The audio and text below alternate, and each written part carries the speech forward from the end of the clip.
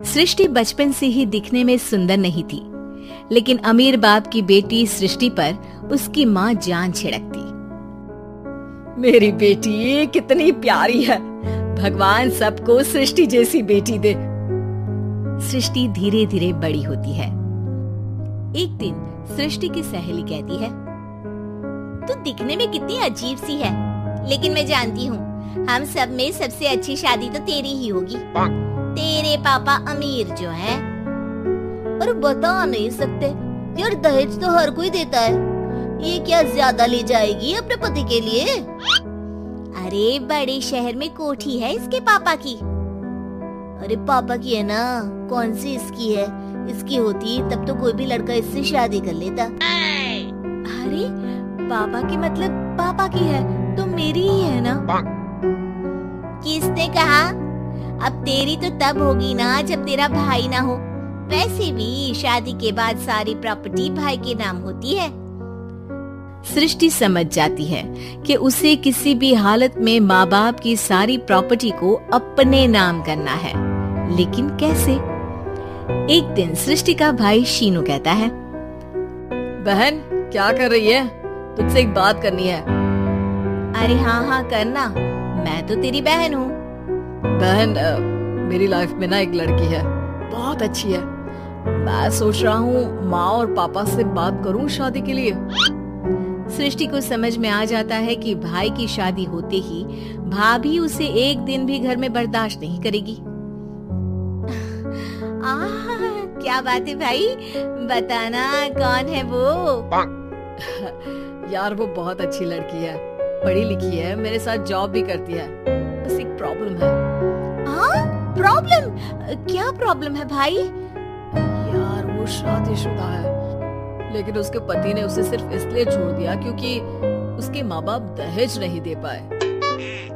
सृष्टि ये सुनकर न जाने क्यों खुश हो जाती है। अरे भाई तो क्या हुआ, लड़की तुझे तो पसंद है ना? शीनू को लगता है कि बहन उसे समझ रही है। वो इस बात से अनजान होता है कि उसकी बहन की मंशा पूरा घर हड़पने की है। सृष्टि अपनी माँ से कहती है, मम्मी मुझे तो बहुत चिंता है, पता है शीनू क्या कर रहा है? अरे क्या कर रहा है? वो तो काम पर जाता है और वापस घर आता है। नहीं ना माँ, वो यही तो नहीं कर रहा, बाकी सब कर रहा है। आपको पता है उससे प्यार है, और वो भी एक शादीशुदा लड़की से। ये क्या हो गया? मैं सोसाइटी में क्या मुंह दिखाऊंगी? अरे तेरे पापा तो यही कहेंगे कि मैंने ही उसे बिगाड़ दिया है। माँ देखो, मेरी बात मानो, पापा पर भी विश्वास करने की जरूरत नहीं है। अब आप ही बताओ, पापा इतनी देर घर के बाहर रहते हैं क्यों? बोलो। अरे बेटा वो तो नौकरी करते हैं ना। तू बहुत भोली है माँ, पापा का ऑफिस तो 7 बजे खत्म हो जाता है, लेकिन देखो कितनी देर से आते हैं। अरे नहीं बेटा, ऐसी कोई बात नहीं है। सृष्टि माँ को एक औरत से बात करते पिता की फोटो दिखाती है। देखो माँ कैसे हैं पापा, मैं ना कहती थी कि पापा सही नहीं है। मैं तेरे पापा से बात करूंगी, दे फोटो मुझे। ओ माँ, वो तो डिलीट हो गई।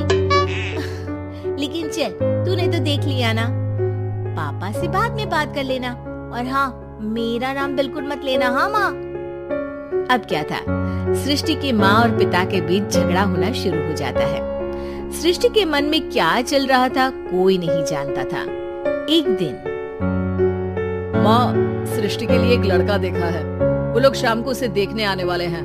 और हाँ माँ, एक खुशखबरी, मैं और पापा मिलकर एक नया बिजनेस ट्राई कर रहे हैं। शाम को लड़का आता है, सांवले रंग का।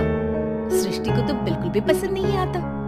लड़की की माँ कहती है, लड़की का चेहरा तो कोई खास नहीं, लेकिन अगर मेरे बेटे को आप लोग सेटल कर दें तो मैं उसकी शादी आपकी बेटी से करवा दूं। सृष्टि को लड़का बिल्कुल पसंद नहीं था। उसे भाई पर गुस्सा आ जाता है। लड़के वालों के जाने के बाद कहती है, माँ देखा शीनू मेरे लिए कैसा लड़का लेकर आया, न दिखाने लायक न सुनने लायक, सेटल भी नहीं, वो भी हम करें। अरे माँ, मैं जानती हूँ ये मेरी शादी किसी भी घर में क्यों करवाना चाहता है। अरे कैसी बात कर रही है बहन, तूने तो देखा ना, लड़के को मैंने ही मना कर दिया तुझसे शादी के लिए। जिसने लड़का बताया था उसने उसकी बहुत तारीफ की थी। बात आई गई हो जाती है, लेकिन सृष्टि का मन शांत नहीं होता। क्या करूँ, कुछ समझ में नहीं आ रहा। मेरी शादी हो गई तो ये लोग पूरी प्रॉपर्टी शीनू के नाम कर देंगे, मेरे हाथ तो कुछ लगेगा ही नहीं। तभी सृष्टि को आइडिया आता है। वो किसी वकील को फोन करती है।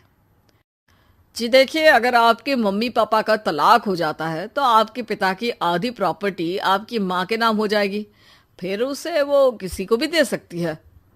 सृष्टि अब माँ को बेटे के खिलाफ भरती है। माँ, शीनू पर नजर रखा करो, वो जिस लड़की के प्यार में है ना वो शादीशुदा है। यहाँ आएगी, सारा पैसा, रुपया, जमीन, जायदाद सब हड़प लेगी। पापा का भी हाल तुमसे छुपा नहीं है। ऐसा ना हो कि मैं और आप एक दिन सड़क पर भीख मांगे। हे भगवान, मैं तो जीते जी मर जाऊंगी अगर ऐसा हो गया तो। ऐसा हो गया नहीं माँ, ऐसा ही होगा। अभी समय है, आगे का सोच लो। मैं तो कहती हूँ पापा से आधी प्रॉपर्टी लेकर अलग हो जाओ। पापा की आधी प्रॉपर्टी भी हम लोगों को अगर मिल जाती है ना तो अगले 7 जन्म सफल समझो। बेचारी माँ बेटी के कहने पर पति से तलाक लेकर अलग हो जाती है। सृष्टि अब पैसों से गाड़ी और अपने दूसरे महंगे शौक पूरे करने लगी। उसके दोस्त भी उसके पैसे इस्तेमाल करते। सृष्टि, कल तुम कहाँ थी? मैं सारा दिन घर पर अकेली थी। तो मैं क्या करूं? मैंने ठेका तो नहीं लिया है ना तुम्हें संभालने का। माँ को सृष्टि से ये उम्मीद नहीं थी। वो बैठकर रोने लगती है। वहीं उसका पति यानी कि सृष्टि के पिता आ जाते हैं। मैं जानता था कि तुम्हारा यही हाल होगा, तो आपने मुझे रोका क्यों नहीं? मैं रोकता तो तुम रुकती क्या? सृष्टि के कहने पर तुमने मुझ पर, अपने बेटे पर शक किया, लेकिन तुम ये भूल गई कि कैसे हम दोनों ने मिलकर जीवन में इतना सब खड़ा किया। माँ पति के गले लग जाती है। मुझे माफ कर दीजिए, मैंने आपकी कमाई का एक बड़ा हिस्सा गवा दिया। कोई बात नहीं, तुम साथ हो तो मैं ऐसी 7 प्रॉपर्टी खड़ी कर दूंगा। तभी वहां सृष्टि आ जाती है रोते हुए। माँ, मयंक ने मुझे छोड़ दिया। वो बोल रहा था जब तक मेरे पास पैसे थे तब तक ही वो मेरे साथ था। पापा, माँ, मुझे माफ कर दीजिए।